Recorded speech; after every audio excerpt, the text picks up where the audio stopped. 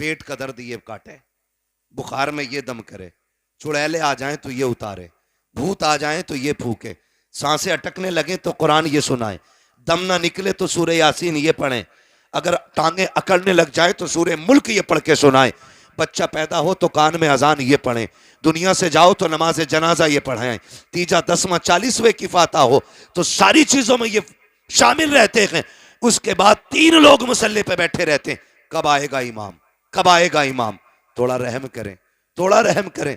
मैंने यहां तक देखा है इमामों ने 25-25 साल गांव के लिए कुर्बान कर दिए, और लेकिन जरा सी एक कोताही की बुनियाद पे हमारी मस्जिद का मुतवल्ली कान पकड़ के कहता चलो जी तुमसे मतलब नहीं है, तुमसे अच्छे अच्छे पढ़े हैं वो भाई, इसने 25 साल तुम्हारे बीच गुजारे हैं, एक जानवर 10 साल आपके खूंटे पे रह जाता है, तुम्हें उससे प्यार हो जाता है, 10 महीने बकरा लेके बांध लेते हो, कुर्बानी पे कुर्बान करते वक्त आंसू आ जाते हैं। हम कितने बेहिस हो गए हैं जिसने 25 साल हमारे बच्चों को कुरान पढ़ाया, हमारी कब्रों पे खड़े होकर के अजानें पढ़ी, हमारे मरने वालों के लिए कुरान पढ़ के सुनाया, 5 वक्त हमें रब की चौखट पे ले जाता रहा। आज 25 साल के बाद अगर कोताही हो गई है तो हमारे रवैये बदल जाते हैं, तेवर बदल जाते हैं, डर रब के अजाब से अगर खता इससे हो गई है तू इसको माफ फरमा दे, मर के कब्र में आएगा खुदा तुझको माफ फरमा देगा।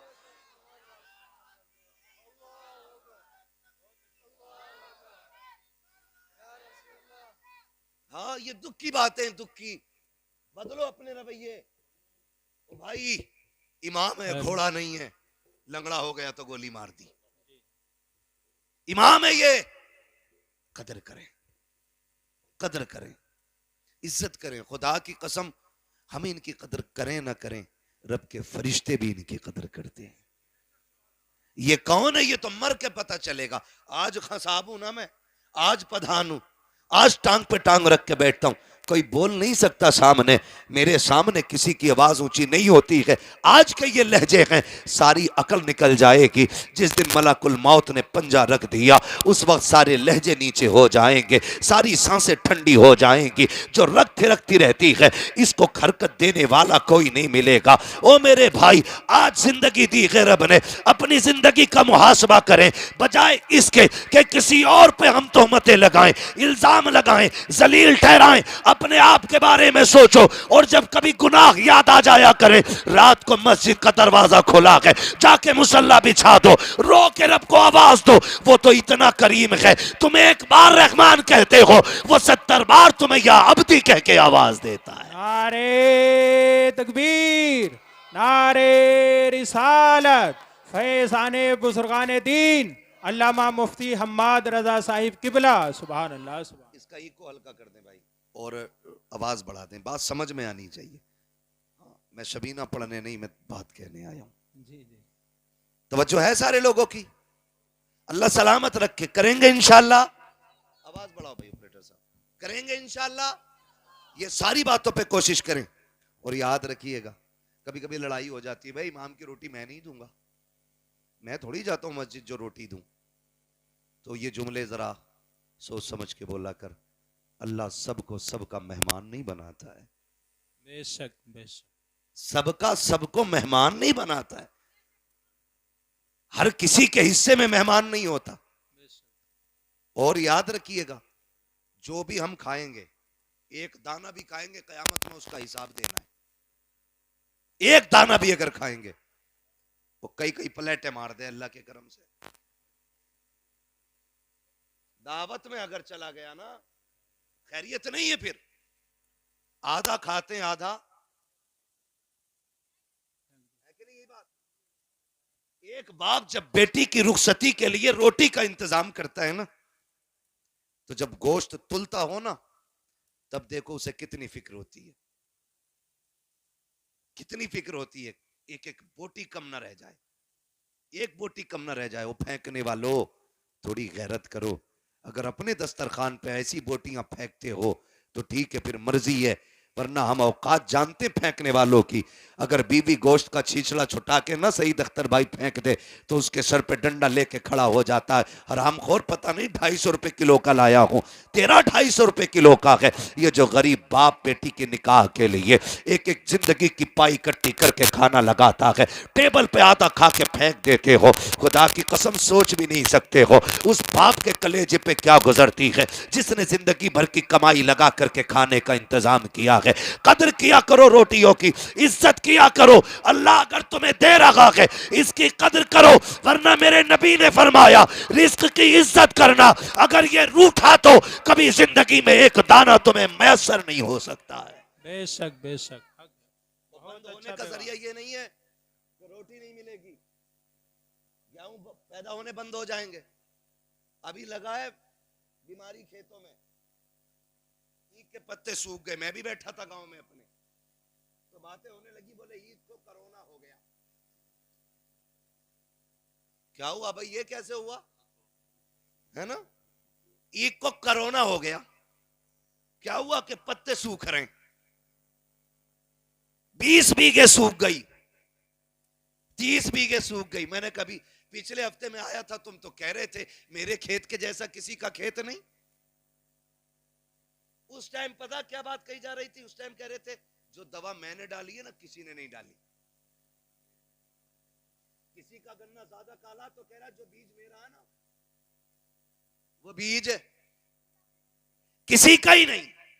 अब जब खड़ी खेती सूख गई, अब कह रहा कोरोना हो गया। भाई दवा नहीं है, कब कुदरत की मार है ये, कोई दवा से ही ठीक ना हो रहा। मैंने कहा तू याद कर अपने लहजे, खुदा की कसम रज़्ज़ाक अल्लाह है। एक एक पौधे को उगाने वाला वो है, पौधे का दरख्त बनाने वाला वो है। ये उसी की कुदरत तो है। तुमने एक टुकड़ा गन्ने का मिट्टी के नीचे डाला, उसने जमीन का सीना चीर के एक कल्ला निकाला, कल्ले का पौधा बनाया, पौधे के पूरे मेढ़े बना दिए, उसकी कुदरत से ये फलता रहा। तुम कहते रहे ये दवाई का कमाल है, ये बीज का कमाल है, ये मेरी मेहनत का कमाल है। तुम्हें उस वक्त बिल्कुल ख्याल नहीं आया। खुदा की कसम जाओ दुनिया से जाकर के पूछ लो, बड़ा बड़ा साइंटिस्ट कह सकता है कि कोई भी खेती साए में नहीं हो सकती है। एक खेती को फलने के लिए अगर धूप की जरूरत पड़ती है तो चांद की चांदनी की भी जरूरत पड़ती है, अगर सख्त झोंकों की जरूरत पड़ती है तो नसीमे सहर की भी जरूरत पड़ती है। एक पौधे को बहाल करने के लिए रब ने कितना बड़ा निजाम लगाया है। कभी सूरज से सुखाया गया, कभी चांद से भिगोया गया, कभी सख्त हवाओं से पानी निचोड़ा गया, कभी बादे सबा से पौधों का मुंह धुला गया। तुम ये कहते हो कि ये दवाई का कमाल है। नहीं, तुम्हें उस वक्त कहना था ये खुदा की कुदरत से हो रहा है। खुदा की कसम दवा डालता या ना डालता, ना कोरोना होता ना डरोना होता। अपनी खेती खुदा के हवाले कर दे, एक एक बीज अल्लाह तेरे घर तक हिफाजत से पहुंचा देगा। नारे तकबीर, नारे रिसालत, नारे हैदरी। अल्लामा मुफ्ती हम्माद रजा साहिब किबला। बहुत अच्छा पैगाम है माशाल्लाह। करो कुछ, बहुत अच्छा, बहुत अल्लाह की कुदरत का इनकार ना करो। बेशक। फसल अच्छी हो तो क्या शुक्र है तेरा, ना कहो तो मालिक सब्र करता हूं। ये जो करोने हो रहे हैं ना, ये करोने इसलिए हो रहे हैं खेती में क्योंकि उश्र कोई नहीं देता जी। हिसाब लगा रहा 2.5 लाख का गन्ना हुआ और 2.5 लाख में अल्लाह का कितना ये ना बताएगा। यही जब हम उश्र और ज़कात नहीं देंगे तो फसलें मारी जाएंगी। बेशक। बनी इसराइल का दौर है। एक नबी उस वक्त के पहाड़ पर थे। वो कहते हैं कि मैंने अचानक बादलों के अंदर से आवाज सुनी, कोई कह रहा था चलो फलां के खेत को सैराब करो। तो वजह है ना, सुन रहे मेरी बात? अल्लाह करे ये बात आपकी समझ में आ जाए। हाँ, तो वो कहते हैं कि जब मैंने बादल से ये आवाज सुनी ना तो मैंने गौर किया ये जा किधर रहा। कहते हैं जहां मैं था वहां बादल बरसा और वहां से एक नाले की शक्ल में पानी चला। वो बयान करते हैं कि मैं पानी के साथ साथ चला। मैंने जाके देखा एक किसान अपने खेत में पानी भर रहा था। मैंने जो नाम सुना था, जो बादलों में नाम लिया गया था, फलां का खेत सैराब करना है, कहते मैंने उससे जाके पूछा तेरा नाम क्या? उसने वही नाम बताया। जब उसने वही नाम बताया तो मैंने उससे कहा यार बता नेकी कौन सी करके बैठा है, इबादत कौन सी की है? कहा क्यों? कहा ये बादल सिर्फ तेरे लिए बरसाया गया था। ये बनी इसराइल के नबी कहते हैं, जो उस वक्त के नबी हैं, वो कहते उस वक्त के नबी थे। उन्होंने कहा, मैंने कहा यार बता नेकी कौन सी की है, कौन सी इबादत करके बैठा है जो तेरे लिए सिर्फ बादल बरसा है। उसकी आंख में आंसू आ गए। उसने कहा इबादत क्या करूंगा, मैं रब का गुनाहगार बंदा। कहा फिर ये बादल तेरे लिए क्यों बरसा, क्या अमल करता है? उसने कहा जब मेरी खेती तैयार हो जाती है, इससे जो भी पैदा होता है उसके मैं 3 हिस्से किया करता हूं। एक हिस्सा बच्चों पे खर्च करता हूं, एक हिस्सा अल्लाह की रजा के लिए गरीबों में तकसीम करता हूं, एक हिस्सा फसल में लगा देता हूं। अल्लाह अकबर। आवाज आई, जो हमारे लिए गरीबों पे खर्च करता है उसकी फसलें मारी नहीं जाती हैं, अल्लाह उसके नसीब का पत्थरों से पैदा फरमा देता है। बेशक, सुभान अल्लाह, सुभान अल्लाह, माशाअल्लाह। लेकिन हम अगर पड़ा हुआ मिल जाए ना तो माले गनीमत, रातों रात बटियां की बटियां साफ। ओ भाई जिंदगी जाब्ते के साथ गुजारे, जाब्ते के साथ गुजारे। हम कुछ भी नहीं है और कोई औकात हमारी नहीं, सिर्फ इतनी है कि तेरे टुकड़ों पे पले गैर की ठोकर पे न डाल। बेशक, झड़कियां खाएं कहां छोड़ के सदका तेरा। हम कुछ भी है ना हुजूर के करम से, हुजूर के करम से। ये तो नसीब है हमारा कि हम हुजूर की उम्मत में पैदा हुए। और खुदा की कसम रसूल आजम भी हमारे हैं, बगदाद वाले गौसे आजम भी हमारे हैं, बेशक, बेशक। बगदाद वाले गौसे आजम भी हमारे हैं। आप तारीख का ये बाप पढ़ के तो देखें, दुनिया जानती है। कई बार ये सुना होगा, वाकया सुनाना मकसद नहीं, सिर्फ कुछ बताना चाहता हूं। सरकार गौस पाक के वालिद का नाम क्या है? सलामत रहो भाई, सलामत रहो। हजरत अबू साले जंगी दोस्त रहमतुल्लाहि ताला अलैह, वालिद यही है ना? बोलो हाँ यही नाम है, मुझे भी यही लग रहा। वालिद कई बार सुना होगा। रोजे से रहते थे, दिन भर रोजा रखना, रात भर नमाज पढ़ना।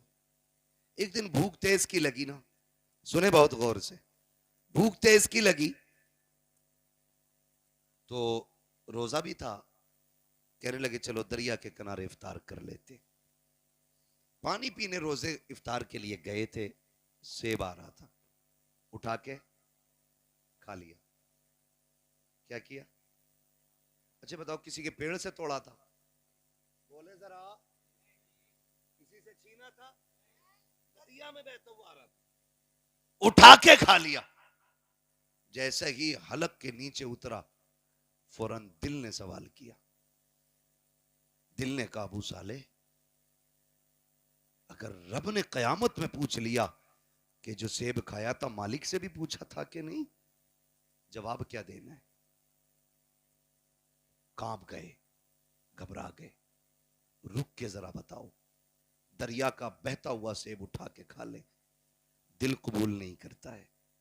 आज ना बाजार में बंदा खड़ा हो जाता है, इस ठेले से उस ठेले पे, उससे उस पे, सुबह से शाम तक ना उठा उठा के खा के कह रहा क्या रेट दी है? उसने कही 70 रुपए, कह रहा महंगी है। फिर सिंगाड़े वाले के पास पहुंचा, पहले खाया फिर पूछा क्या रेट है? का 60 रुपए, महंगा है। ऐसी पूरे बाजार में घूम फिर के ठलुआ बंदा पेट भर लेता है। हल्दी लगी ना फिटकरी, रंग चोखा आ गया भाई। शाम को आया सीना चौड़ा करके, ओ भाई हराम के लुकमों से बच, हलाल के लुकमे खा। आज औलाद जूता लेके बाप के आगे खड़ी है तो इसमें जिम्मेदार औलाद नहीं, बाप भी जिम्मेदार है। अगर तुम्हारा बेटा तुम्हारे सामने जूता लेके खड़ा है तो फिर लुकमे तलाश करो कहां से खिलाए थे, क्या खिलाया था बच्चों को। इसलिए कि अगर लुकमे हलाल के होते हैं तो औलाद मां बाप की फर्मा बरदार होती है। यह ख्याल रखिएगा मेरी बात का। हराम के लुकमे नस्लें तबाह कर देते हैं। देर नहीं लगती है ना मैंड पे चलने, हम लोग अक्सर खेत में घूमने वाले लोग, इसलिए इस लेवल से मैं बात कर रहा हूं। बारी मारी सूत के किसी के खेत पे गुजर जाओ, धान के धोरा पूरा ही साफ है, एक बाल में धान नहीं मिलेगा, सब सूत दिए। वो करना कुछ नहीं है, चार खाएगा बाकी। याद रखना, हिसाब देना पड़ेगा इसका, और हिसाब इतना सख्त होगा, पूछा जाएगा जो तूने दाना चबाया था वो कितना खाया था, और जो छिलका फेंका था वो कहां फेंका था किसका, किसकी जमीन में डाला। देखने में कोई औकात है धान के छिलके की, मगर हिसाब इतना सख्त होना है। लेकिन हमें डर नहीं लगता, अरे देखा जाएगा, देखा जाएगा, कम कोई नहीं है। बाट देख लो, बेच रहा है ना तो 900 ग्राम तोल लिया, खरीद रहा तो 1 किलो 100 ग्राम डंडी मार के ले रहा। कपड़ा अगर नाप रहा है तो 10 सेंटीमीटर कम है, वो कह रहा जी इतने में ही आया, और अगर कह दो छोटा रह गया तो सुकड़ गया होगा, करने लगा हूं। आज हुकूकुल इबाद को बंदा हल्के में लेता है। हुकूकुल इबाद, जरा दिल पे हाथ रख के बताएं, हर गांव में मेंढ का झगड़ा है कि नहीं? कहीं ऐसी जगह नहीं होती है, कहीं ऐसी जगह नहीं होती है जहां मेंढ का झगड़ा ना हो। 4 इंच इधर की उधर कर दी, बड़ा बड़ा काबिल पड़ा मेंढ काटने वाला, नीचे नीचे कुरेद का पानी भर दे, अगले दिन 4 इंच खेत बढ़ जाओ उसका, क्या भाई इधर कैसे आ गई ना, लौट गई होगी, क्यों, ये तो 10 फीट की दीवार थी ना जो लौट गई होगी। और ये सोच रहा सबसे पैदावार उसे ही कुरे देगा बैठ के, और जब सामने वाला भी कम नहीं होता, उसकी गिर गई, उसने उठाई पूरी फीट भर अंदर रख दी, तेरी माँ ने दूध पिलाया इधर रख के दिखा। याद रखिएगा, हजरत अली गुजर के जा रहे, 2 बंदे झगड़ा कर रहे, एक कहता था जमीन मेरी है, दूसरा कहता था जमीन मेरी है। हजरत अली को आते देखा, कहने लगे अली ठहरो, तुम तो शेरे खुदा हो, और नबी ने फरमाया अना मदीनतुल इल्म वालियुन बाबूहा, मैं इल्म का शहर हूं, अली उसका दरवाजा है, फैसला कर दें। फरमाया किस चीज का फैसला? कहने लगे ये कह रहा है जमीन मेरी है, मैं कह रहा हूं मेरी है, बताओ जमीन किसकी है? आपने ठोकर मारी जमीन के। कहने लगी जमीन जानती है तू मैं कौन हूं? उसने कहा जी आपको अबू तुराब कहा जाता है। कहने लगे एक बात पूछूं? कहा पूछे ना अली। जमीन से अली बातें कर रहे हैं, बताए कि कहा क्या? कहा ये कह रहा है मेरी है, ये कह रहा है मेरी है, तू बता किसकी है? जमीन ने अजीब बात कही। जमीन ने कहा अली इनसे कह दो ना मैं इसकी हूं ना मैं इसकी हूं, बल्कि ये दोनों मेरे हैं।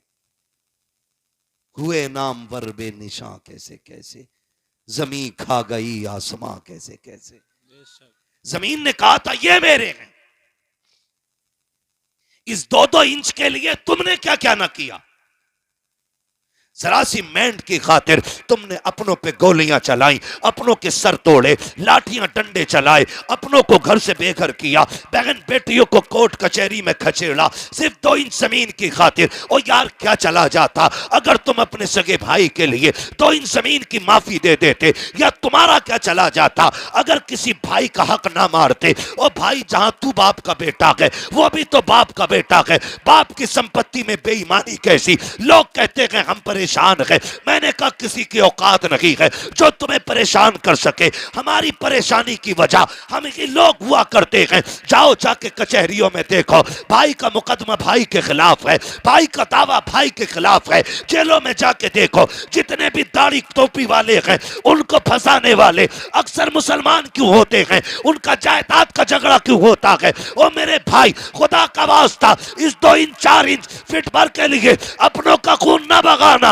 इसलिए कि दौलत हाथ का मैल होती है लेकिन अपने मेहनत से नहीं बल्कि रब की तौफीक और नसीबों से मिला करते। नारे तकबीर, नारे रिसालत, नारे गौसियत, मसलके आला हजरत, उलमाए अहले सुन्नत। सुभान अल्लाह। तवज्जो है सारे लोगों की। ओ भाई अपनों का खून ना बहाएं, खून ना बहाएं अपनों का। और तुम जिसके लिए अपने का गला काट रहे हो ना, ये तुम्हारे साथ कब्र में नहीं जानी है। लेके गया है कोई? गया है कोई लेके? कोई नहीं।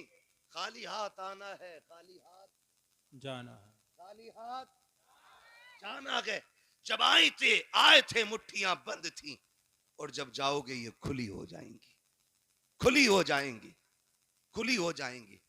सिकंदर जिसने आधी दुनिया फतह कर ली थी, और उसको पूरी दुनिया का बादशाह कहा जाता है। क्यों? क्योंकि जिस स्पीड से वो दुनिया फतह कर रहा था, अगर जिंदगी साथ दे देती पूरी दुनिया फतह करता वो।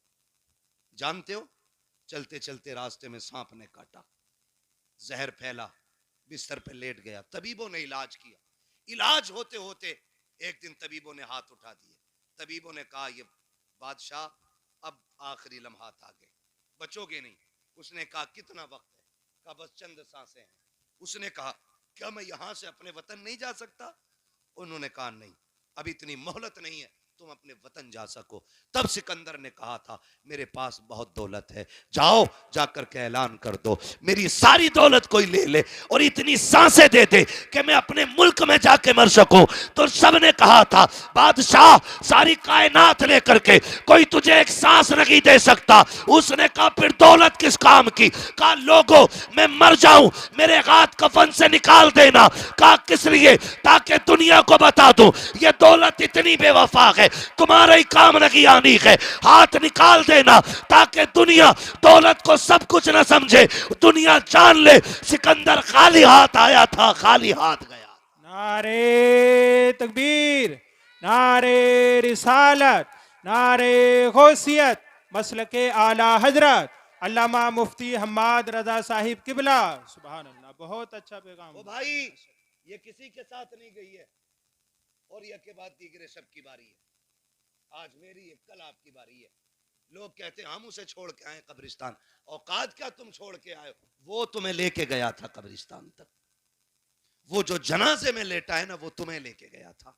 वो गड्ढा दिखा के लाया है, उसने कब्र दिखाई है, उसने मिट्टी दिखाई है, उसने तख्ते दिखाए हैं, उसने अंधेरा घर दिखाया है। उसने कहा, मैं तो चल दिया, तू इसकी तैयारी करके आना, तू इसकी तैयारी करके आना। लोग समझ बैठे हैं कि नहीं नहीं जी, जो भी है ऊपर ही ऊपर है। नहीं, असल मामला नीचे का है, असल मामला नीचे का है। हलाल की दौलत इकट्ठा करना बच्चों के लिए। यह दुनिया बड़ी बेवफा है। मर के देखो, अगर बाप करोड़ों भी छोड़ के गया है ना, तो बेटों ने सोने के सिक्के नहीं दिए मस्जिद में। यह नहीं सोचा मेरे अब्बा ने मेहनत से कमाई थी, लाओ इसे ही बख्शवा लिया जाए। सोचा ही नहीं। सोचा बाप की जायदाद है तो भाई ये माले गनीमत है, अब नहीं दूंगा मैं किसी को भी। ना करें, अपने जीते जी आखिरत का इंतजाम करें। सरकार गौसे पाक के वालिद ने वो सेब खा लिया, ख्याल आया माफी लेनी चाहिए। दरिया के किनारे किनारे चले, बाग मिल गया सेब का, टहनियां लटकी हुई पके सेब लगे थे, समझ गए इसी बाग का सेब होगा। डर कितना था। एक सेब की कीमत देखें, एक सेब की कीमत। आज लोग गरीबों का हक खा जाते हैं, डकार तक नहीं लेते। कितने यतीम भतीजों को जहर दे दिया गया ताकि उनके हिस्से की संपत्ति भी हमें मिल जाए। वो भाई यतीम तो नहीं देख रहा, लेकिन खुदा देख रहा है, खुदा देख रहा है। गरीब तो जहर खा के मर गया, लेकिन हिसाब अल्लाह को देना है, हिसाब अल्लाह को देना है। अकीदे मजबूत रखो। हालात कैसे होती, मैं ज्यादा बात नहीं बढ़ाना चाहता, बस चंद बातें गौर से। बाग में पहुंच गए, एक ना बाग की सफाई कर रहा था, उससे आपने कहा तू बाग का मालिक है? उसने कहा नहीं। कहा काम क्या है? कहा मुझे बाग के मालिक से मिलना है। कहा क्यों? बाग के मालिक किसी से मिलते नहीं है, वो गोशा नशीं रहते हैं। उसने कहा मेरा जरूरी काम है। आने वाले ने कहा, यानी सरकार गौस पाक के वालिद ने। काम बताइए क्या है? तो आप फरमाने लगे, मैंने एक बिना इजाजत के सेब उठा के खा लिया, बिना इजाजत के सेब दरिया से उठा के खा लिया, बस उसी के बारे में माफी के लिए आया हूं, उसी के लिए माफी के लिए आया हूं। आज बंदा थप्पड़ मार के कहता तुझसे जो हो कर लेना, थप्पड़ मार के जो हो कर लेना, देख लूंगा मैं तुझे। नहीं, डरें अल्लाह के अजाब से। आप कहने लगे मुझे माफी चाहिए। खादिम गया, आप ना एक झोंपड़ी में इबादत में मसरूफ थे, जाके पूछा हुजूर इजाजत दें तो एक परदेसी है, नौजवान है, आपसे मिलना चाहता है। अब्दुल्ला सुमई सरकार गौसे पाक के नाना। कहते हैं बात क्या है? कहा बात यह है कि उसने कहा है कि वो कोई सेब उठा के उसने खा लिया था, उसकी माफी के लिए आया है। जब इतनी बात सुनी ना तो समझ गए आज एक वली आ गया है, और ऐसे खुश हो गए जैसे किसी का बरसों से इंतजार कर रहे थे। कहने लगे अच्छा भेजो। जब हजरत अबू साले तशरीफ लाए, आपने सर से लेके पैर तक देखा, फरमाने लगे शहजादे कैसे आए? कहने लगे हुजूर बस माफी के लिए आया था। कैसी माफी? का रोजे से था, किनारे बैठ के इफ्तार के लिए पानी पिया, भूख लगी, सेब आ रहा था, उठा के खा लिया। बस एक डर मुझे सोने नहीं देगा। कहा कौन सा डर? कहा कहीं अगर कयामत में आपने गिरबान पकड़ लिया तो मैं रब की बारगाह में जवाब क्या दे पाऊंगा? कहा उसी की माफी के लिए आया हूं। जैसे इतना कहा है, अल्लाह अकबर, अब्दुल्ला सुमई समझ जाते हैं वो आया है जिसका इंतजार था हमें। कहते हैं बेटे ऐसे माफी नहीं मिलेगी, माफी की शर्त यह है तुम्हें इतने साल तक मेरे बाग की देखभाल करना पड़ेगी। आपने कहा ठीक है माफी मिल जाएगी? कहा हाँ। आपने फिर शर्त मंजूर की, बाग की रखवाली करते रहे, एक मुद्दत मुकर्ररा तक आपने बाग की रखवाली की है। जब मुद्दत पूरी हो जाती है फिर उठ के जाते हैं, बाबा अब तो माफी दे दीजिए। कहा भी मुद्दत पूरी हो गई है। आप कहते हैं मुद्दत पूरी हो गई? कहा हाँ। माफी चाहिए? कहा हाँ। का इतने दिन और आपको काम करना पड़ेगा। फिर आपने शर्त मानी है। जब ये भी मुद्दत पूरी हो जाती है फिर जाते हैं, कहा बाबा अब तो माफी दे दो। कहा बस एक शर्त रह गई है, अगर ये मान लोगे तो मैं तुम्हें माफी दे दूंगा। कहा कौन सी शर्त है? कि तुम्हें मेरी बेटी से निकाह करना पड़ेगा, निकाह करना पड़ेगा। इतना सुना आंख में आंसू आ गए। बाबा जी ये फैसले हमारे घर के बड़े किया करते हैं, हमारा तो काम नहीं है। कहा अगर नहीं कर सकते तो जाओ, फिर आज के बाद तुम्हें सेब की माफी नहीं मिलने वाली। आप कहते हैं मंजूर है, सेब की माफी के लिए हम ये भी करेंगे। कहा पहले सुन तो लो बेटी कैसी है। कहा बताइए। कहा आंखों से अंधी है मेरी बेटी, हाथों से लूली है मेरी बेटी, पैरों से लंगड़ी है, कानों से बहरी है, जबान से गूंगी है। इतने नाम सुनते जा रहे हैं, सोच रहे हैं एक हसीन से निकाह करने के लिए खानदान की रजा लेनी पड़ती है, यहाँ इतने ऐब एक बच्ची में मौजूद हैं। कहते फिर जब चुप हुए, कहा कहो क्या इरादा है, सेब की माफी चाहिए कि नहीं? कहते मंजूर है, हर शर्त मंजूर है। फिर अब्दुल्ला सुमई ने जब निकाह कराया है, कहा कहाँ है मेरी बीवी? कहा वो जो सामने घर है उसी के अंदर तुम्हारी बीवी है। आप जब दरवाजे पे गए, दस्तक दी, अंदर से बहुत खूबसूरत लहजे में आवाज आई, ठहरे भी दरवाजा खोलती हो। आप ठहर जाते हैं, कहा ये कौन है बोलने वाला? मेरी बीवी तो बोलना नहीं जानती है। जैसे दरवाजा खोला है, चांद से ज्यादा रोशन चेहरा निगाहों के सामने है, परी पैकर वजूद निगाहों के सामने, देख के हैरत में है। सलाम किया, जवाब मिला, वापस पलट आते हैं, बाबा किधर भेज दिया था? कहा क्यों? कहा वहां मेरी बीवी नहीं है, वहां तो कोई और बच्ची है। कहा क्यों? कहा उसकी आंखें भी मौजूद हैं, वो बात भी करती है, वो तो चल के आई है, हाथों से दरवाजा खोला है, मुस्कुरा के कहते हैं बेटे वही तो तेरी बीवी है। कहा ये कैसे हो सकता है? कहते नहीं बेटे तुम सुनो तो सही, मैंने आंखों का अंधा इसलिए कहा था कि उसने आज तक शरीयत के खिलाफ कोई चीज नहीं देखी है, आज तक गैर महरम को नहीं देखा। गूंगी इसलिए कहा था, कभी जबान से नाजायज जुमला नहीं कहा। आपको मैंने हाथों के पाकिज इसलिए कहा कि नाजायज काम नहीं किया है, पैरों से लूला लंगड़ा इसलिए कहा कि गलत तरफ चली नहीं है। ये बातें जब सुनी है, कहते बाबा बता तो सही ये क्यों किया गया? कहते बेटे आज तू आया नहीं है, परसों से तेरा इंतजार था। मैंने कहा था मालिक बेटी शान वाली दी है, बेटा कहाँ मिलेगा? कहा बाग मेरे हम लेके आएंगे, उसको पहले आजमा लेना, फिर इंतजार के साथ तू उसका निकाह कर देना। कहते ये जो मैंने काम कराया है तुझसे मजदूरी नहीं ली है, कीमत नहीं ली है, आजमा रहा था देखूं ये मेरी बेटी के लिए सही है कि नहीं। कहा तेरे तकवे ने बता दिया मेरी बेटी के लिए इस वक्त जमीन पे तुझसे ज्यादा बेहतर कोई हो ही नहीं सकता है। नारे तकबीर, नारे रिसालत, नारे गौसियत, फैज़ाने गौसे आजम, फैज़ाने बुजुर्गाने दीन। सुभान अल्लाह। जेब के लिए, अनदेखे में कह रहे हैं मुझे लूली भी पसंद है, लंगड़ी भी पसंद है। आज तो सगा बेटा अब्बा से कह देता, अब्बा कहता मैंने फला जगह रिश्ता कर दिया, बेटा कहता मुंह बंद रखो, लड़की मैं खुद देखूंगा। हाँ, मैं खुद देखूंगा। अब्बा के मुंह का थूक सूख जाता है ये सुन करके। तू देखेगा भाई? हाँ, तुम क्या जानो, तुम हो ओल्ड मॉडल, हम हैं न्यू मॉडल, तुम पुराने दौर की सोच रखने वाले। अब तुम्हें क्या पता औरत आज के दौर में कैसी होनी चाहिए। मैं नौजवानों तुम्हें मशवरा देके जा रहा हूं, मुफ्त में बेहतर मशवरा। बताऊं, जब भी निकाह करना माँ बाप की मर्जी से निकाह करना। बेशक बेशक। हाँ, बुरा ना मानना। 3 घंटे नाली पे बैठ के बात करके कह रहा नहीं मुझे पता लड़की कैसी होनी चाहिए। तमाम मच्छर खा गए, खुजाते खुजाते पागल कुत्ते की तरह खुजा रहा है। अब्बा से कह रहा मुझे पता है कैसी होनी चाहिए, तुम्हें नहीं पता। अरे इसने 40 साल एक औरत के साथ गुजारे, ये जानता क्या अच्छाई होती है उसमें, क्या बुराई होनी चाहिए। और तू 3 घंटे फोन पे चिपक के कह रहा मुझे पता है। सुन भाई, अगर तुझे 3 घंटे में पता हो तो हमें तेरा भी अंजाम पता है। 6 महीने नहीं गुजरेंगे, या तो तलाक का तोहफा उसके सर पे होगा, या मर्डर करके तू फ्रिज में रख चुका होगा। इसलिए आपसे गुजारिश है, रिश्ता करें तो बुजुर्गों की मर्जी के साथ करें। इसलिए कि अगर 1% कमी रिश्ते में होती भी है ना, तो उस कमी को माँ बाप की दुआएं पूरा कर दिया करती हैं। उस कमी को माँ बाप की दुआएं पूरी कर दिया करती हैं। कभी अपनी मर्जी नहीं लगानी है कि भाई मैं अपनी मर्जी से निकाह करूंगा।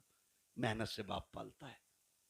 आज हम पूछते हैं ना क्या किया अब्बा ने, औलाद आगे आई तो पता चला बाप का किरदार क्या था। आज जब बेटे ने उंगली थाम के कहा ना अब्बा मेले में जाना है, तो पता चला कि बाप ने हमें कैसे पाला था। माफ कीजिएगा, बाप गरीबी की दौर में कंधे पे बैठा के मेले लेके जाता था। आज बाइक होते हुए हम अपने बाप का बोझ हॉस्पिटल तक नहीं ढो सकते। काय की इंसानियत है हमारे अंदर। अपना सगा बाप गर्मी के मौसम में तेरे मेरे पेड़ के नीचे टाइम काटता है, और हम बीवियों के साथ ऐसी फ्रिज कूलर में, और कह रहा मौलवी तावीज दे दे बरकत हो जाए। देख तेरी बरकत रोडों पे फिर रही है, तेरी बरकत पेड़ों के नीचे है।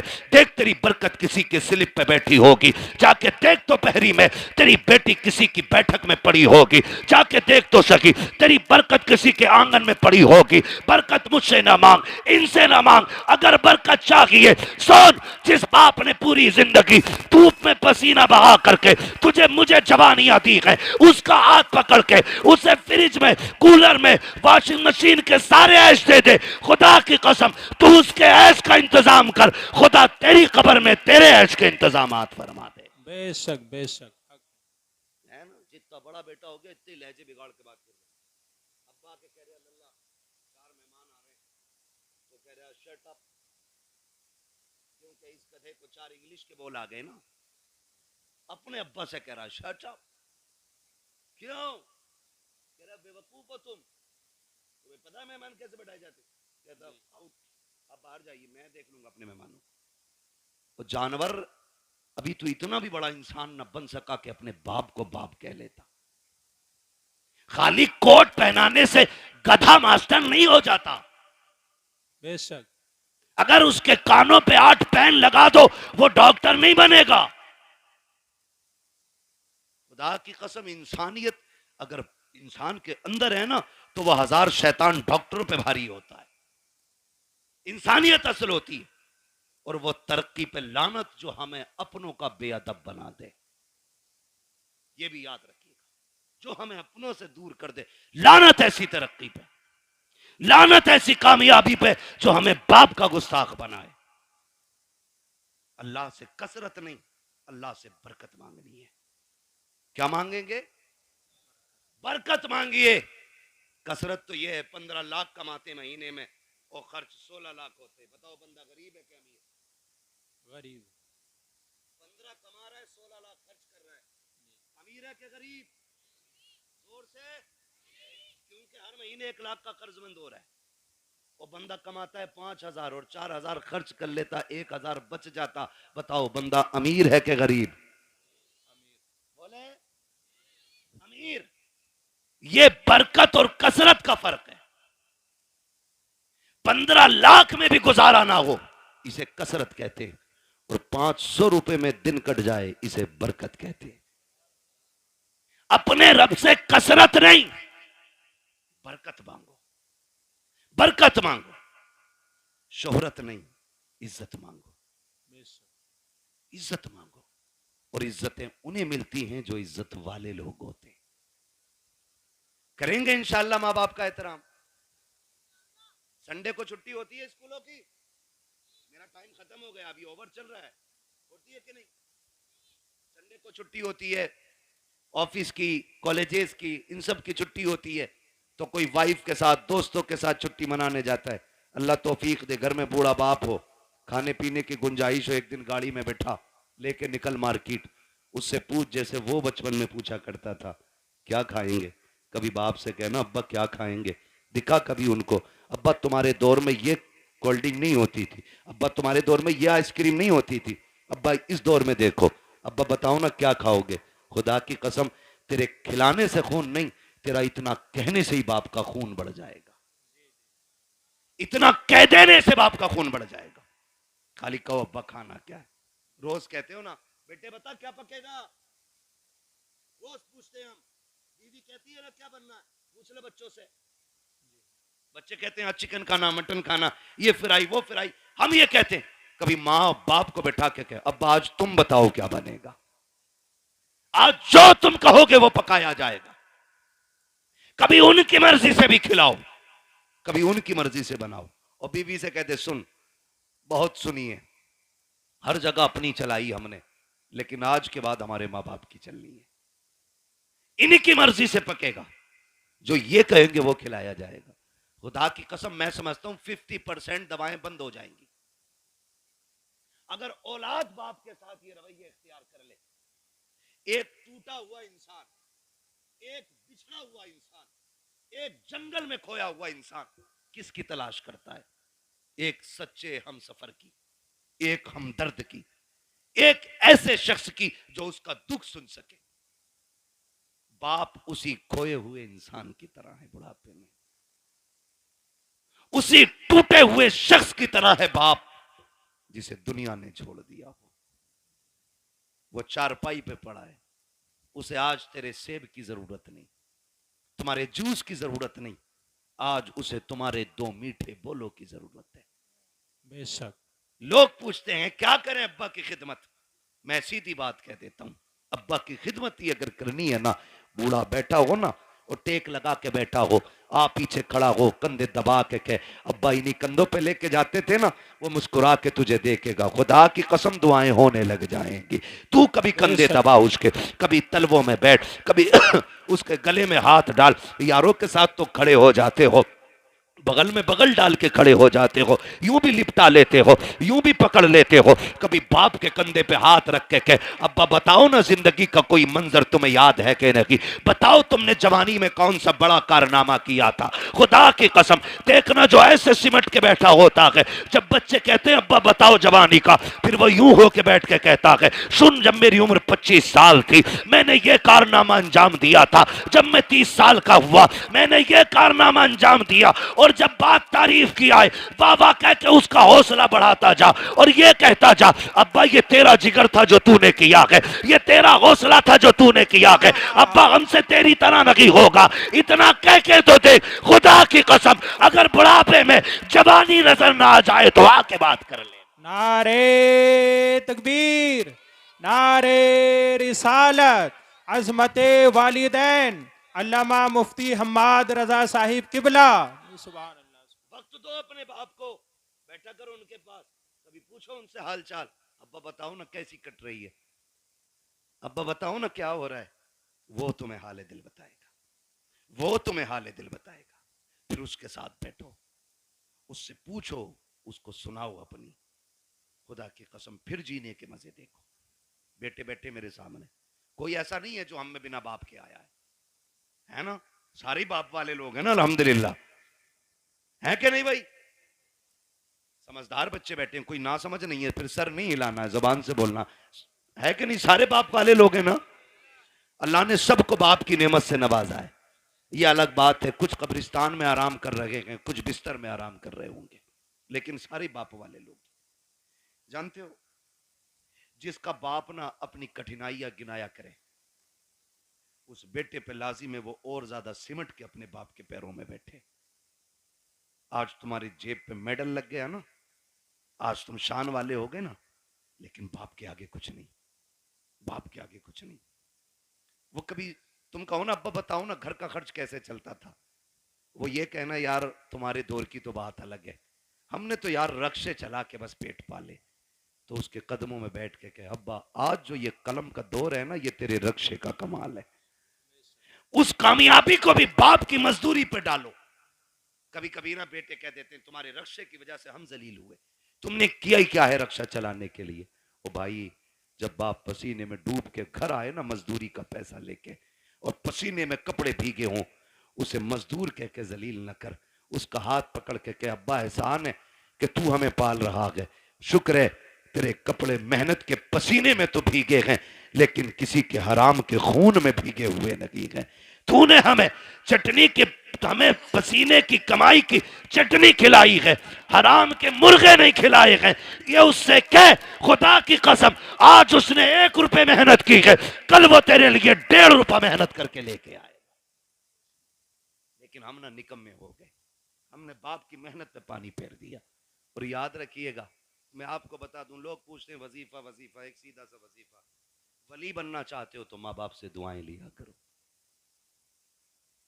वली बनना चाहते हो तो माँ बाप से दुआएं लिया करो। माँ बाप दुआएं कर दें तो अल्लाह बच्चों को वली बना दिया करता है।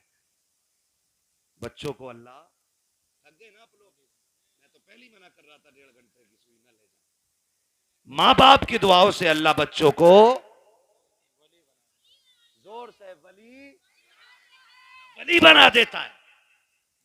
ये माँ बाप की दुआएं होती हैं। जो हम 10 साल के सजदों से नहीं पाते ना, वो माँ के 2 आंसू दे देते, 2 आंसू दे देते। फर्क है, लेने वाला होना चाहिए, लेने वाला होना चाहिए। इनके कदमों में बैठो, इनकी जूतियां उठाओ।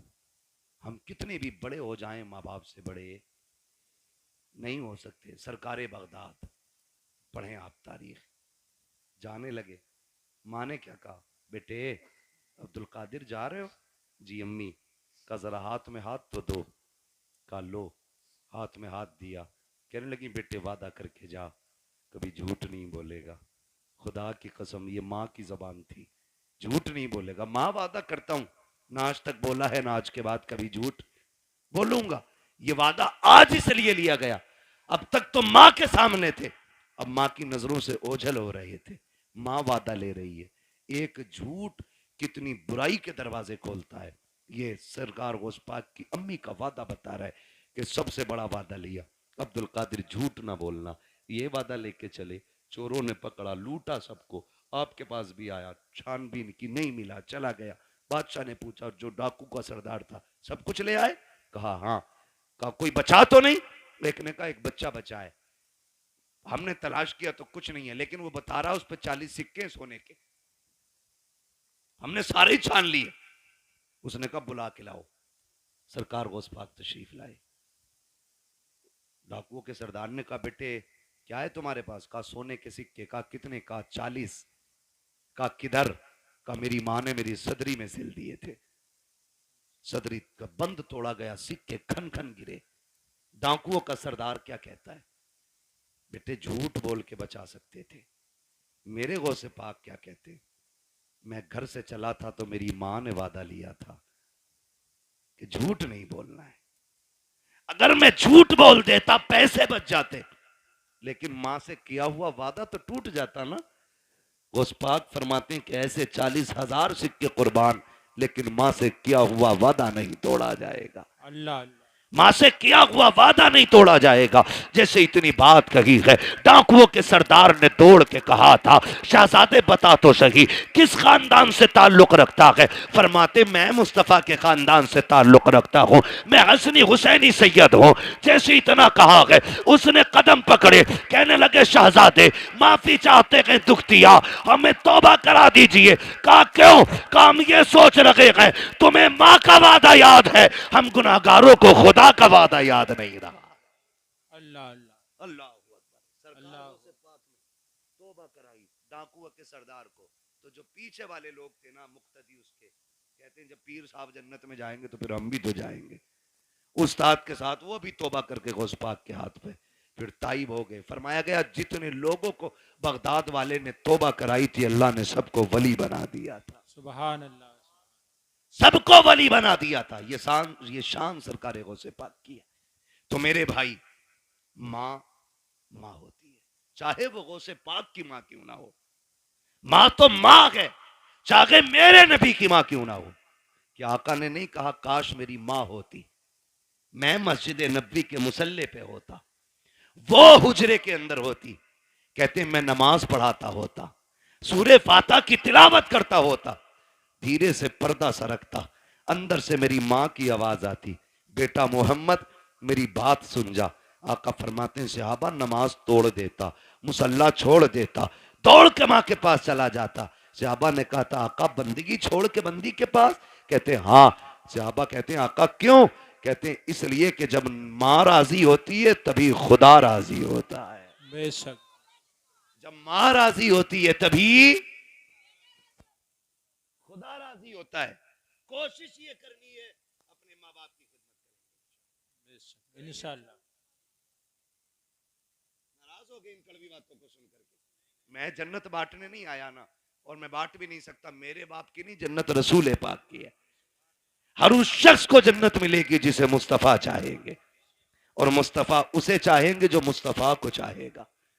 हाँ, इसलिए मेरी गुजारिश आपसे है, रवैये दुरुस्त करें, अपने लहजे अच्छे करें, हराम के लुकमों से बचें, हलाल की तरफ बढ़ें। कोशिश ये करें कि हम जब तक जिंदा रहेंगे अपनी जरूरतें अपने रब की बारगाह में पेश करेंगे। हमारा रब हमारी जरूरतें सुनेगा। वही सुनने वाला है, वही देखने वाला है, वही देने वाला है। अगर दुआएं कबूल नहीं होती हैं, आसान तरीका मेरे इमाम ने बताया। कहते हैं वही रब है जिसने तुझको हमतन करम बनाया, हमें भीख मांगने को तेरा आस्था बताया।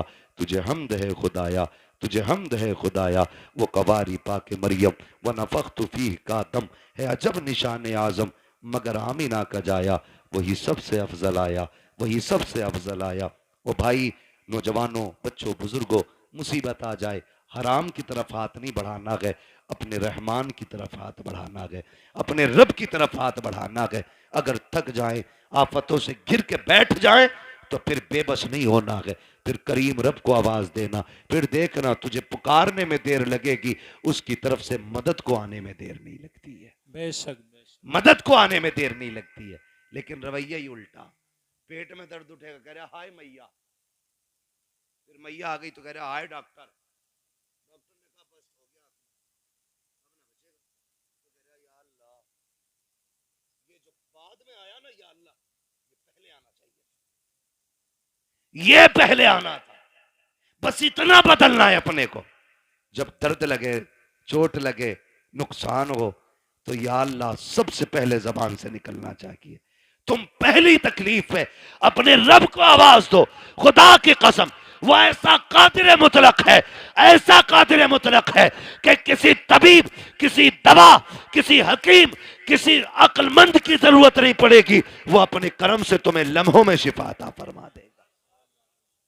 वो बहुत बड़ा नाम सुना होगा अपने हजरत इब्राहिम बिन अदहम, सुना है ना? इतने बड़े रुतबे वाले के बादशाह थे, अपने वक्त के बादशाह। लेटे हुए अपने महल में, तो अचानक धप धप की आवाज आई। ख्याल आता कि हम भी रब को राजी करें। धक धक की आवाज आई, पूछा कौन है? आवाज आई कि हम हैं। क्या कर रहे हो? क्या ऊंट ढूंढ रहे हैं। छत पे ऊंट? कहने लगे तो क्या हुआ? ऊंट गुम गया, हम अपना ऊंट ढूंढ रहे हैं। कहा छत पे? छत पे तुम्हें ऊंट मिल जाएगा। तो उन्होंने कहा सुनो, अगर हमें छत पे ऊंट नहीं मिलेगा तो तुम्हें भी तो इन बिस्तरों पे खुदा नहीं मिल सकता है। ऊंट तलाश करने के लिए जंगल जाना है तो फिर तुम्हें भी ये शाही लिबास बिस्तर छोड़ कर रब को तलाश करना पड़ेगा। छोड़ दिया, सब लात मार दी, ठोकर मार दी, जंगलों में निकल गए, अल्लाह अल्लाह करने लगे। आपके मामू हजरत इब्राहिम बिन अदहम के पास गए। आप ना एक फटा हुआ कपड़ा अपना सिल रहे थे सुई से। सुने देगा रब कितना अजमतों वाला है, सिल रहे हैं अपना कपड़ा। वो कह रहे हैं ना, मामू पहुंच गए, सलाम वालेकुम। वालेकुम, कैसे? बस अपनी गुदड़ी सिल रहा। मामू ने कहा कितने अच्छे दिन थे जो शाही लिबास पहनते थे, ताज रहता था, खादिम खड़े रहते थे, क्या मिला तुम्हें ठुकरा के बादशाहत? आज ये फटे कपड़े सिल रहे हो ना, क्या मिला? क्या मिला? आपने इतना सुना ना, पूछना चाहते हो मुझे क्या मिला? कहा हाँ, आपने जो सुई हाथ में थी दरिया में फेंक दी।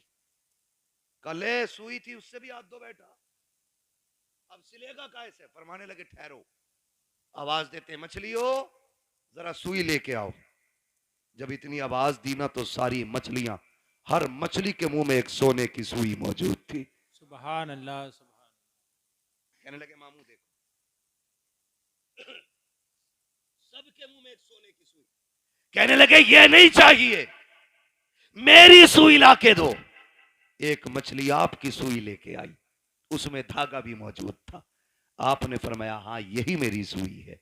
कहने लगे सुनो, जब तख्त पर बैठता था तो सिर्फ जमीन के चलने फिरने समझने वालों पे हुकूमत थी। जब से रब का हो गया हूं कायनात मेरी हो गई है। जब से रब का हो गया हूं कायनात मेरी हो गई है। रब के होने के आदी बने, खुदा की कसम वो अपने कर्म से तुम्हें वली बना देगा। वली कहते हैं किसको? उसी को वली कहते हैं जो अल्लाह का होता है। वो बात याद आ गई, एक ना दीवाना गुजर के जा रहा था, दीवाना गुजर के जा रहा था, बारिश का मौसम। किसी ने देखा मजजूब जा रहा, उसने कहा भाई दूध पी लो, गरम गरम दूध पिलाया, पिया, चल दिए, शुक्र अदा किया, आगे चले। वो खड़ाव पहन रखी थी दीवाने ने, है ना, तो छप छप करके जा रहे थे। एक दीवाना अपनी महबूबा के साथ बैठ के गुलछर्रे उड़ा रहा था। उसके पैर की छींट ना दीवाने के उसकी महबूबा के कपड़ों पे आ गई। उसने कहा पागल दिखता नहीं है? उसने कहा मैडम क्या हुआ? जो उसका महबूब था कहा कि इसने मेरे कपड़ों पे गंदगी डाल दी। तो महबूब था उसका, ओवर एक्टिंग भी की, थोड़ा सा उठा और दीवाने के थप्पड़ मार दिया। दीवाने ने आसमान की तरफ देखा, कहने लगा शुक्र है मालिक तेरा, कभी बैठा के दूध पिलाता है, कभी थप्पड़ लगवाता है, कभी दूध पिलाता है, कभी थप्पड़ लगवाता है। अभी चंद कदम चला था, ये तो गुजर गया। वो उठी अपनी जगह से, चली, गिरी और मर गई। मर गई। किसी ने कहा कि जिसके थप्पड़ मारा ना उसने बद्दुआ की थी। लोग दौड़े, पकड़ के लाए, कहने लगे तूने इसके लिए बद्दुआ की थी? उसने कहा नहीं। कहा फिर ये मर कैसे गई? कहा सीधी सी बात, हिसाब बराबर हुआ है। कहा क्या? कहा जब मेरे पैर से कीचड़ उछल के इसके महबूब के ऊपर पड़ी तो इसको बुरा लगा, इसने मुझे थप्पड़ मारा, और जब इसने मुझे थप्पड़ मारा तो फिर मेरे महबूब को बुरा लग गया। इसने अपनी हैसियत से बदला लिया, उसने अपनी शान के मुताबिक काम कर दिया। उसने कहा झगड़ा कोई नहीं, हिसाब बराबर है, हिसाब बराबर है। यही हजरत अली फरमाते हैं कि जब भी तुम्हारा मुकाबला किसी गरीब से हो तो अल्लाह से डरना, गरीब से डर जाना, कमजोर से डरना, भले ताकतवर से मत डरना। किसी ने कहा था अली कमजोर से क्यों डरना? ताकतवर से डरना समझना आता है, कमजोर से डरना समझना नहीं आता। तब हजरत अली ने कहा था सुनो, जब ताकतवर पे तुम ताकत दिखाओगे तो वो अपनी ताकत से बदला ले लेगा, लेकिन अगर तुम कमजोर पे ताकत इस्तेमाल करोगे तो वो बदला खुद नहीं लेगा, उसका बदला अल्लाह लेता है। कौन लेता है? अल्लाह लेता है। इसलिए हमेशा कोशिश ये करना, कभी किसी का दिल ना टूट जाए, कभी किसी की आह ना लग जाए। और भाई शान से जी लेना की काफी नहीं है। ये जनाजे के कंधे भी बड़े अहम हुआ करते हैं, जनाजों में चलने वाले लोग भी बड़े अहम होते हैं। खाली भीड़ बढ़ा लेना काफी नहीं है, उनके अंदर हमदर्दों का होना भी बड़ा जरूरी होता है। किसी को इतना सता के ना जाना कि तेरे जनाजे में हंसता हुआ जाए और वो ये कहे अच्छा हुआ मर गया। अगर किसी ने इतना कह दिया, अल्लाह कयामत में तेरे बगल में खड़ा करके कहेगा बता क्या दिल दुखाया था जो तेरी मौत पे ये खुश हो रहा था, कितना सताया था जो इसने तेरी मौत पे खुशियां मनाई थी। कोई बचाने वाला नहीं होगा। अपने मरने के बाद ऐसे हालात छोड़ जाना ताकि गरीब रो के ये कह सके मालिक आज के बाद सहारा कौन बनेगा, भूखों को कौन खिलाएगा, प्यासों को कौन पिलाएगा। ऐसे लोग छोड़ जा, तेरा तीजा हो ना हो तुझे बख्शवाने के लिए कब्र में मुस्तफा आ जाएंगे। सुभान अल्लाह सुभान अल्लाह। असल ये है लहद में इश्क रुखे शह का दाग लेके चले, अंधेरी रात सुनी थी चराग लेके चले। तेरे गुलामों का नक्शे कदम है राह खुदा, वो क्या भटक सके जो ये सुराग लेके चले। इसलिए अपने मरने के लिए तैयारी कर ले। अरे हम तो मर जाएंगे यार, हमें क्या देखना। नहीं, बड़ी गैरत आती है, बड़ी गैरत आएगी। बहुत गौर से ये बात सुनने में। कई बार ऐसा होता है अब्बा की कब्र पे खड़े होकर बेटा कहता भाई मेरे अब्बा ने किसी के पैसे लिए तो बता दो मैं दे दूंगा, मैं दे दूंगा। अब्बा की कब्र पे खड़े होकर भाई मैं इस माइक की वजह से अपनी रोटेशन पे नहीं बोल पा रहा हूँ, शजरा तो कतई नहीं पढ़ पाऊंगा इस पे। मैं बिना माइक के पढ़ दूं क्योंकि माइक जो है ना जब मैं अपनी ताकत में आ रहा हूं तो ये बिल्कुल दबा दे रहा है। ये थोड़ा सा ये डिस्टर्ब हो रहा है ना इसमें। वो उनकी कमी नहीं, थोड़ा मशीनरी ऐसी है, आपने थोड़ा सा ज्यादा ही सस्ता कर लिया है ना। जब जलसा बड़ा किया करो ना तो सेटिंग सही नहीं हो पाई शायद इसकी। मैं अपनी खुद रोटेशन पे जिस ले में मैं बात बोलता हूँ बोल ही नहीं पा रहा हूँ। थोड़ी देर बोलता हूँ आपको ही समझ आना बंद हो जाती है ना। बस तवज्जो करने थोड़ा सा, जरा बोल दें सुभान अल्लाह। मैंने क्या बात कही अभी आपसे? अपने जनाजे में ऐसे लोग छोड़ के जाना जो तेरे मरने के बाद तेरे ना होने का एहसास करें, तो जिंदगी जिंदगी है। तेरे जाने पे अगर किसी ने जश्न मनाया तो फिर कोई जिंदगी जिंदगी नहीं। कई बार होता अब्बा की कब्र पे खड़े होकर बेटा कहता मेरे अब्बा ने किसी का कुछ लिया हो तो भैया तो मांग लो या माफ कर दो, है ना। बता तेरे अब्बा ने जो एक नाली के ऊपर एक गरीब के थप्पड़ मारा था उसका हिसाब कौन देगा? जो एक गरीब का गिरबान पकड़ के बाप ने धक्का दे के कहा था औकात क्या है तेरी, तो तुम्हें क्या लगता आज बेटे की माफी से बाप माफ हो जाएगा? जब बाप की कब्र पे खड़े होके बेटा कहता है अगर किसी का मुझ पे हक हो मेरे बाप पे आके ले ले, तो मेरे भाई कोई बेटा नहीं दे पाएगा। जब बेटा कहता मशीयत का नकीब कहता है आज तेरी माफी से इसकी माफी नहीं होनी है, हमने बार बार इसको डराया था, बार बार इसको बताया था कब्र में आना है, आज ये आ चुका है, अब तेरी माफी से इसका कुछ नहीं होने वाला है। आज हम इससे एक एक बात का गिन गिन के हिसाब लेंगे। फिर कब्र के अंदर रखा जाता है। खुदा की कसम बेटे बिरयानी खाते होते हैं, यार बिरयानी उड़ाते होते हैं, उस वक्त बाप पे मुश्किल की घड़ियां होती है। और मेरे नौजवानों अपनी जिंदगी में किसी का हक खा के ना जाना, किसी का लेके ना जाना, इस इंतजार में मत जाना कि बेटा माफी मांग लेगा, नस्ल चुका देगी। किसी के चुकाने से कुछ नहीं होगा। अगर दिल दुखाया है जीते जी माफी मांग लो, अगर बंदा माफ कर देगा तो खुदा भी माफ फरमा देगा। बेशक बेशक ये लाजिम है हम सबके लिए। आखिरत की तैयारी करें। जरूरी नहीं है बुढ़ापे में मौत आए। हमने जवानों के जनाजे उठाए, हमने 10 साल के बच्चों के जनाजे उठाए, हमने 6 माह के बच्चों के जनाजे देखे। आज हमारी उम्रें 35, 40, 50 हो गई। हमने तो कोई इतना बड़ा अलग से सजदा नहीं किया था जो उसने इतनी लंबी उम्र का तोहफा दे दिया। वो हमें भी तो 6 महीने पे मार सकता था, हमें भी तो 8 साल की उम्र में खत्म कर सकता था, हमें माँ के पेट से मुर्दा पैदा कर सकता था, लेकिन एहसान है उसने जिंदगी दी है तो इसका एहसान मानो। इस जिंदगी का कर्ज ये है कि लम्हा लम्हा अपने रब को याद करो, सांस सांस मुस्तफा पे दुरूद पढ़ो और ये ऐलान कर दो तुम्हें जाना तुम्हें माना, ना रखा गैर से काम, लिल्लाहिल हम्द में दुनिया से मुसलमान गया। ठीक है जी, मेरी बात मुकम्मल हो गई है। अल्लाह बुजुर्गों का सदका अता फरमाए। भाइयों की फरमाइश है शजरा पढ़ दूं। ऑपरेटर साहब से गुजारिश है शजरा पढ़ना है, थोड़ा सा इसको आवाज दे दो अगर है इसमें तो, वरना तो फिर इसे उठा के ले जाके रख लो, मैं बिना माइक के पढ़ लेता हूँ। जरा बोल दो सुभान अल्लाह जोर से, और जोर से, कहीं पुलिस पकड़ के न ले जाए। इसका बोलो। हाँ, कभी कभी तो ऐसा लगता है कि हम इसने नहीं बोले मर जाएंगे।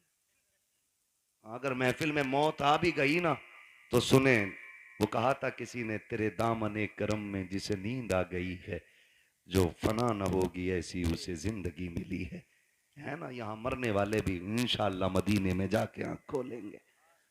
पहली बात तो मदरसा है, हुजूर का घर है, फिर हुजूर की महफिल है ना। हुजूर की महफिल में आंख लग जाए और ख्वाब आता है ना तो फिर हुजूर ही तशरीफ लाया करते, हुजूर ही तशरीफ लाते। जरा बोल दे मचल के सुभान अल्लाह। सुभान अल्लाह। भाई जो जबरदस्ती खाना खिलाने कह रहे थे, है नहीं है सारे लोग अभी गए तो नहीं है ना कमेटी वाले। अल्लाह आपको सलामत रखे। आपको साथ देना है। जब मैं हाथ का इशारा करूं ना तो समझ जाना मौलवी सांस लेना चाह रहा है। बात सही रहती है साहब, ठीक है कारी यूनुस साहब। हाँ, जब मौलवी इशारा करे समझ लो मौलवी की सांस घुट रही है, अगली सांस लेना चाहता है। उसी बीच में आपको जोर से क्या बोलना है? इतनी जोर से तो वो बोलते हैं कि जो सुनना ना चाहते, आप सुनना चाहते फिर इतनी सस्ती से बोलें सुभान अल्लाह।